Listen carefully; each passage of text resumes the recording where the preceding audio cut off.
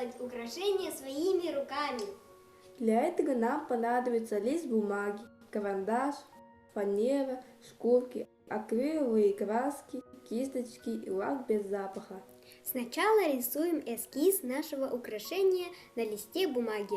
Затем изготавливаем на ЧПО форму нашего украшения. Ошкуриваем поверхность мелкозернистой шкуркой. Поверхность изделия должно быть гладким. Берем акриловую краску белого цвета, наносим первый слой и даем изделию высохнуть. Потом рисуем эскиз на готовую поверхность и красим. Чтобы краски держались дольше, наносим лак без запаха и даем высохнуть. Прикрепляем к изделию замшевую веревочку и украшаем. Вот и готовы наши украшения. Эти изделия мы упакуем и можем дарить своим близким. Ведь говорят, что самый лучший подарок – это подарок, сделанный своими руками. До новых встреч!